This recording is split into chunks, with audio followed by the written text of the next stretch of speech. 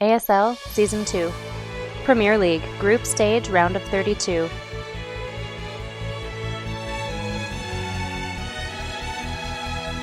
For our first set of the night, map's going to be Merry-Go-Round. God, I love this map as a Zerg player.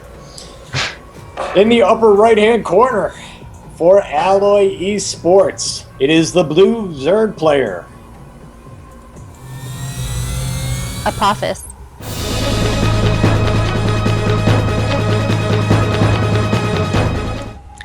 And his opponent across the map horizontally in yellow from Team Ascension, I believe. It's our Terran player. Apophis.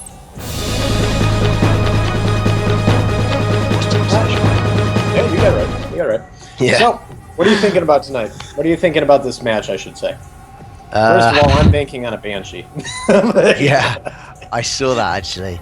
And I was thinking about my own caster bet to make, but I'm still not quite sure what to go for because I really don't know what to expect out of these players in any way, shape, or form. Even though Apophis is my teammate, I have no idea what his normal strat is, how he likes to play, although we do see that he clearly likes a bit of macro as he drops down that hatch first. But yeah, I have no idea how either of them like to play, so I think I'll make a bet slightly more tactically in the second game. Other than that, I think you could go anywhere. Okay. Why is my mouse being crazy? Stop being crazy. There we go. I bought a new mouse. I bought one of those with, like, it has an LED display. Oh. It's going to be a really high-tech mouse. But I need it to show up because my mouse is dying from casting 1,200 plus games. I guess that its life has ended. Yeah. I just got a new keyboard. And I know you've been telling me about that. Dude, it's really nice, but it's really annoying. Like, I like it, and when I'm used to it, it'll be great, but right now, it's a pain. I cancelled a Nexus as it was like 3 seconds from finishing in a PvZ. I cancelled my Nexus, like my fast Nexus.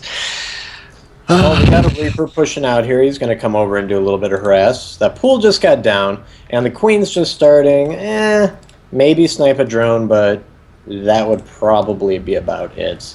Yeah, with good control, Apophis should be able to just kind of drop down those spore crawlers and spine crawlers as necessary in order to kind of deny the actual kills on the drones and just turn them into buildings for a little bit. Giving them a taste of the high life, because it's the dream of every Zerg worker to become a building one day. Oh wow, nearly getting a pull. That's quite surprising, you don't see that very often. Yeah, I know, actually. And he's lose one. Wow. What is happening to Apophis' middle line? What is this response? Well, you called him, man. He killed workers. Yeah, I got 2. I only expected 1, but hey, 2. Good job there. The Reaper paid for itself. I didn't expect any.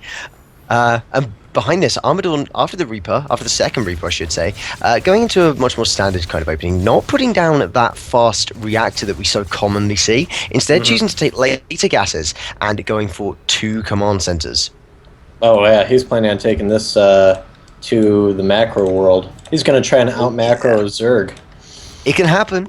If you get these really fast command centers, it's nice. I really like it. Armadawn's looking very strong as we move into the mid-game, but it's really punishable. Oh, miss bit of a... okay, no. He gets out. That inject, I feel like if he hadn't done the inject, he would have got the Reaper. Yeah, that's actually, I think, worth going for. Getting that Reaper kill is worth it, really. Yeah. Just to deny the mobility and the damage dealing capabilities of the Terran in the early game. Well, Factory's going down, so we'll see where he goes. He's doing that heavy macro here. 3 base is obviously not what you usually expect from a Terran, especially on... unless you were like on Ultra Zeme or Frost, I think would be the only time I'd really expect it. You can do it on most maps, but this is not a wise map for it, in my opinion. I think this could go very sour if Apophis scouts well. Yeah, it just kind of depends on if he's over greedy and if he figures it out. I'm sure he's assuming 2 bases since I'm looking at Apophis vision. He sees that wall off at the front. So he's probably assuming 2 bases. There's no way I would expect... I would never assume 3 bases from a Terran this quick. No, it's very, very greedy play. And but I mean, part of that is part of the strategy behind it. It's quite ingenious, really, because you go for an incredibly greedy play on a map where greedy play would be punishable, and then the Zerg never sees it, or the whoever never sees it coming. It's like taking a hidden base. They go, they're doing a whatever strategy, because that makes sense, and then someone's gone for a hidden base. Apophis' Overlord scouted the command center, the third one. So let's see how quick he goes for a third base after that. Yep, there it is. Just on cue. It should be absolutely immediate, but Apophis has kind of missed that chance. There we go, Roach 1 coming down right now. Has kind of missed the chance to punish this a bit earlier. If we had a Roach timing hitting kind of nowish or in 30 seconds, then Apophis could have basically just won the game flat out. Yes! Banshee's being made. I might actually win a bet for once. Sweet. That never happens. Well, how are we doing on the macro? 42 to 40. I mean, that's pretty good. That's it. For this point in the game. Yeah. The losing of those drones earlier on, obviously, snowballs. The earlier you make or lose workers, the bigger a deal it is. And in addition to that, Apophis is basically on 2-base income. I mean, is on 2-base income, but is on not quite a 2-base all in with the third base going down. But it's a very conservative, techie style of play for a Zerg. And we could be seeing a more aggressive or tech-heavy style out of our Zerg player, and it's just not forthcoming, especially having seen that third and knowing that at this moment, at least, there are not going to be any Hellbats. Armoring is on its way, however. So I mean, he's spamming a lot of roaches. He's got that Spire going down.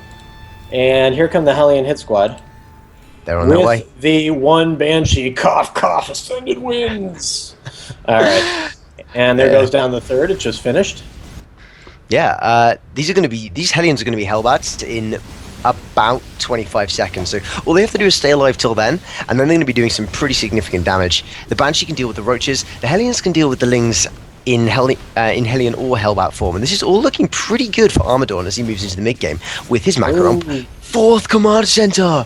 No way! Is he really going for a fourth? Yeah! Yeah, he is. I love this guy. I want him to... I know that we've got like 8 Terrans per one of everything else, but I just want to see Armadawn get through, because no one who puts down their fourth command center at the 10-minute mark deserves to lose anything. Yeah. That's so cool. Well, that third base is in trouble here, unless he can... Oh, no, here come the Hellbats. That third base is screwed. That said, here come the Mutalisks as well. With Mutalisks coming onto the field, there's absolutely no anti-air at this point in time, except a couple of Marines back at home for Armadawn. So I'm looking around for, an E-bait in production. That might be a little too late. Yeah. Well, the Banshees are just raising all hell over here. And it's got 3 energy left. He should follow it. And there it goes. It has no more cloak. So, and the Overseer for some reason was never chasing that around. No, I'm really. Oh, there is a spore crawler, but it's just sat at the front along with a drone of some kind. But the Mutalisks, in their defense, have kind of missed this opportunity to put on any pressure.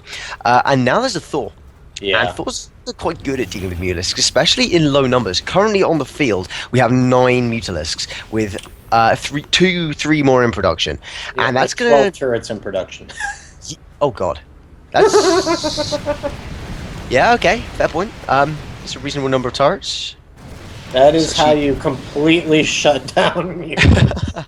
It's gonna need a few more before those are effective.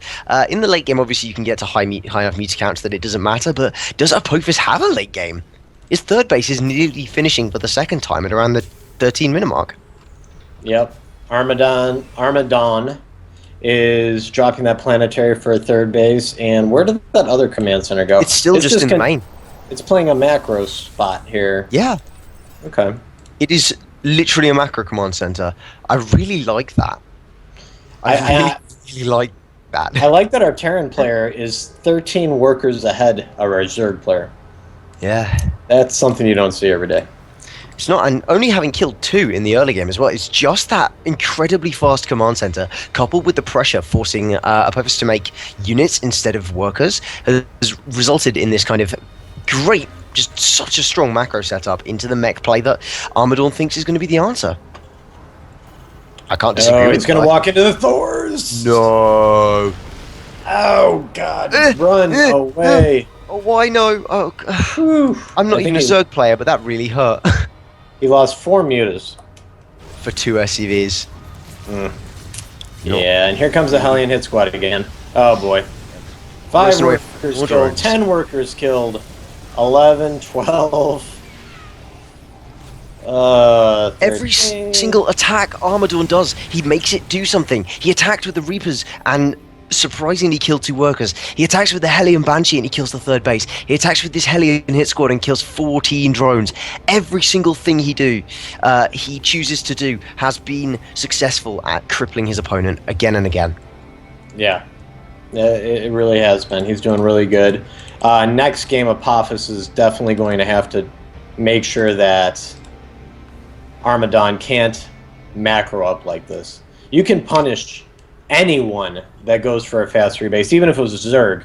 Oh god, yeah. Really easy, but you have to see it coming, and then you need to be 1-2 base doing some solid pressure, and so far we haven't seen really any pressure out of Apophis. I mean, especially on this map, of all maps, this is probably one of the toughest maps to successfully open with a 3cc build, and Armadawn made it look easy. Yeah, he's got 104 supply army moving out. With That's quite a lot of army.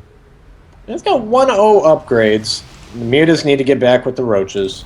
The roach speed done? No. It's almost done, but I don't know if it's going to be done in time. I'm not sure if it's even going to matter.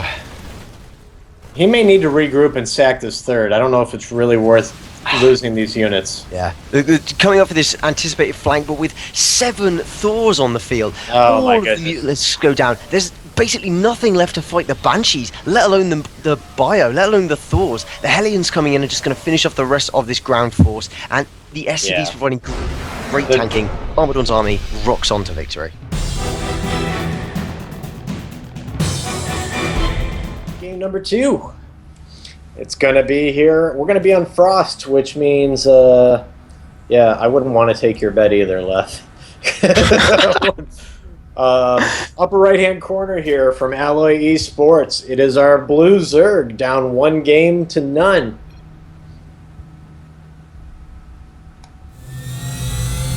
Apophis.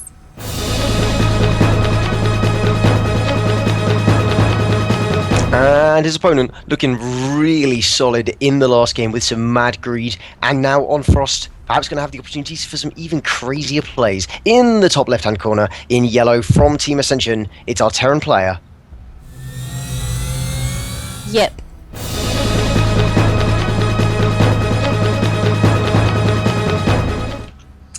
Here's some quick thoughts I have on this game. Apophis picked the map, obviously, since he lost game 1. He picked Frost.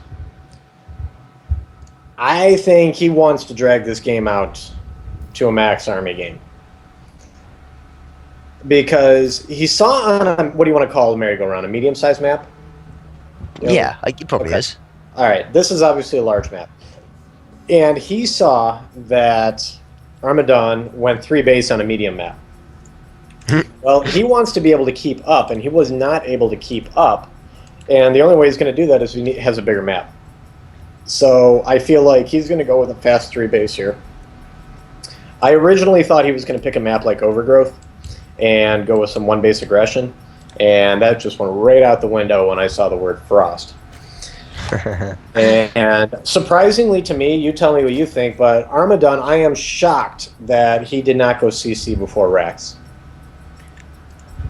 Well, in the previous game, he opened Barracks, so I guess... I mean, he went Barracks CCCC, so it could still happen.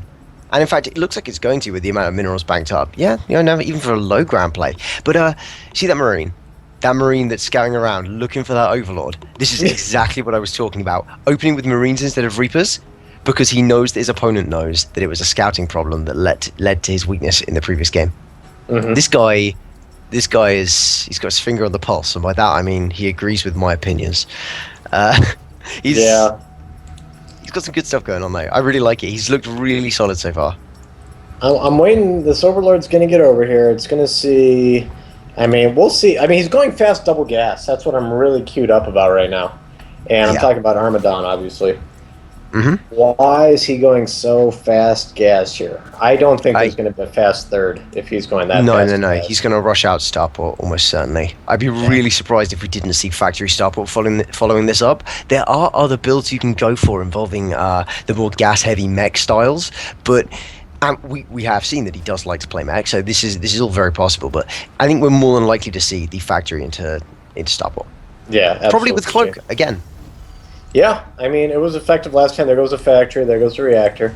Get some Hellions out, do some harass again, and then transition into Starport.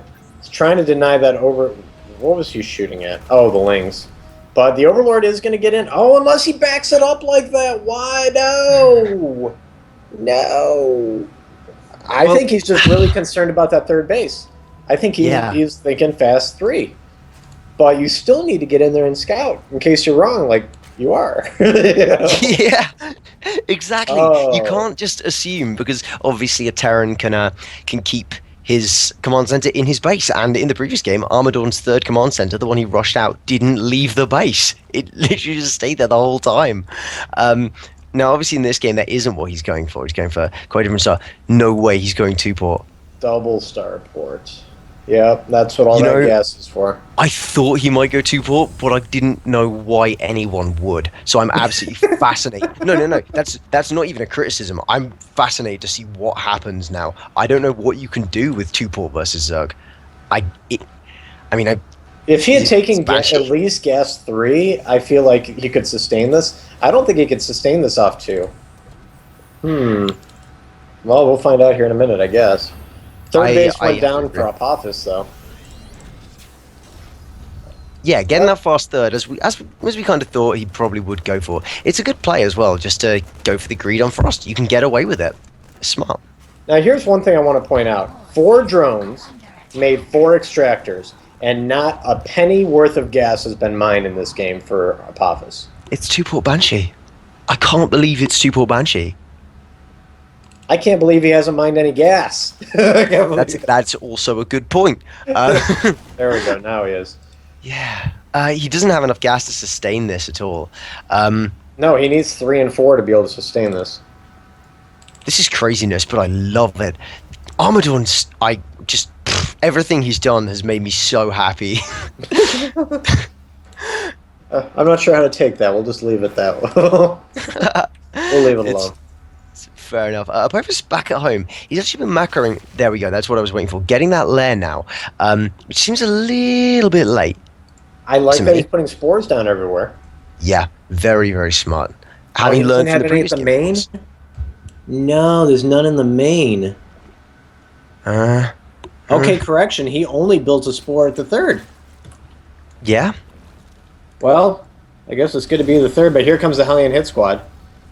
I think he thinks the third is the weakest place, but actually, as soon as you make the third the most defended place, it's not the weakest place anymore. It instantly changes, and these Banshees are going to be able to focus down the spines. The Hellions are doing great work. He's got SCVs in repairing the Hellions. He's absolutely mad. He's absolutely... I love it, but he's crazy. So yeah, once again, I think Armadawn is going to be able to take out this Zerg third base. There is a Hellion running towards the natural, keeping an eye on things, picked up by the Queens, but nothing. There's just absolutely nothing. They're trying so hard. They're doing a great job, actually. This is such a powerful kind of mid-game push, and it's not even like Armadawn is all in from this, because his third command center has just finished in his main base. Just pumping early-game mech units. Lovely engagement here. Really nice from Apophis, but I don't think it's going to be enough. He doesn't have the units. He doesn't have the static D. These last few roaches are going to be able to come out, and they're going to be able to help, but this is looking so bad for the Rozo player. Oh my goodness, this is just absolutely decisive. Oh my goodness, this does absolutely... I mean, more roaches are coming out, but that's not going to do you any good against the Banshees. There's 4 of them floating around. And there goes all those roaches. Let's see if he snipes this roach war. No, he's just going to continue to work down all of the army of Apophis. Oh my goodness. Let's see if he snipes... Okay, he's going to go after the hatch. Currently, the Banshees are being attacked by the Queen, but they're just gonna jump between. They don't care. It's like, oh, Hydralisk, nah. Oh, another Hydralisk, nah. Getting such cost-effective trades. They're just gone straight away. The damage is massive. Yeah, 2,000 resources more lost by Apophis there in that engagement. And losing that third base. Obviously, he just rebuilt it in the other location. Yeah, it was nicely done. He got that down really quickly and got it. So it's not going to be the worst losses in the world, but even so, to be on slightly lower worker count than your Terran opponent at 12 minutes into the game, not really where you want to be. Yeah, absolutely. Yeah, crazy start, though. 2 points are awesome. I hope these SCVs... I really respect anybody that uses their SCVs to repair their units. Because so many people just neglect them. You come back with a 10 HP medevac and never do anything with it. Then, oh, I go in. Oh, I didn't see that turret. Boom. You know? Just heal up your units. So I'm waiting to see if he heals up these Banshees, because at least one of them's critical. Banshees are actually the slowest fixing thing in the entire game. Really? Yeah, seriously. They take absolutely ages, and Ghost Academies are the fastest. A Ghost Academy that is fully surrounded by SCVs can, I think, out-heal 16 charged Void Rays. Wow. Yeah. That's insane. That's quite a lot of damage. Each Void Ray is bringing to bear 32 DPS. Oh my goodness. Okay, Ravens now for what? Point defense? You think? I think the PDDs are going to be really nice as soon as Armadawn actually gets them, because those Ravens they're ticking so far. They're currently not really going to be doing that much. Yeah, not yet, but you know what? He goes in with the Banshee Raven combo, drops a couple PDDs, then Spore Crawlers are out, Hydralisks are out, and Queens are out. We're going to need a few more PDDs than just 2 Ravens, I think. Yeah. Hydras fire so fast that the PDDs will be depleted incredibly quickly. Well, fortunately, Apophis actually got that Overseer through the whole base, got a full scout off, and sees, okay, 3 factories. Oh, here comes the Hellions again. Not able to do that much that time. They denied some mining. They did a really cool little sweep where they were just like, oh, we'll go in, take a little bit out. They have the map control. They are the fast Terran, really early game unit, to be honest, but they're actually controlling the mid game with the Zerg transition towards Roach Hydra, and that's not something I've seen them used for, and it's really cool. This is kind of like watching ZVP. Okay, yeah, I can see that. In the Terran is the Zerg, they have the fast unit that controls the map, and the slow Protoss, in this case Roach Hydra, units can't really move out or take command because they just know that the Hellions will move away, and as soon as they leave the tower, which they will have to do eventually, move back.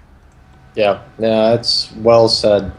And 2-1 upgrades finishing here for the Roach Hydras along with Hive Tech. We got Blue Flame coming for those Hellion Hellbats.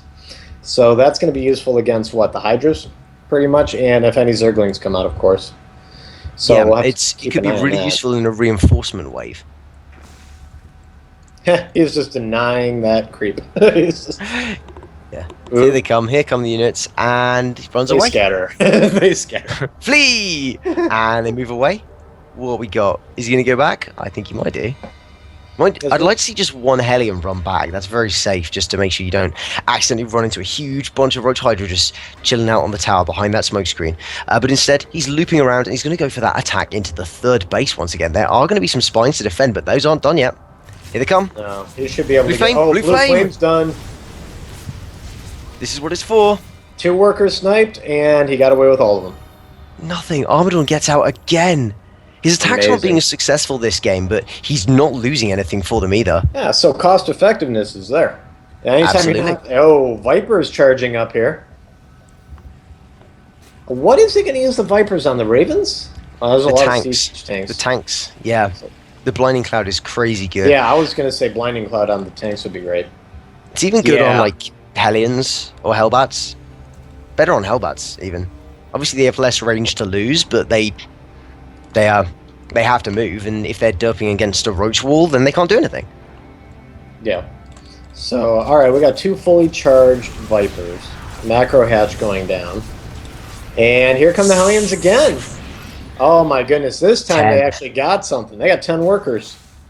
Yeah. Oh my goodness. Did lose all of those Hellions for that attack though, but still keeping his Zerg opponent suppressed whilst Armadawn hits as as the chat so aptly named, late game mech Terran, and everyone knows that that is not a place that a Zerg wants to be looking against. No, you do not. That's pretty scary. Here they come. Hellions were going to try and do a little run by, but oh no, they're going to get out.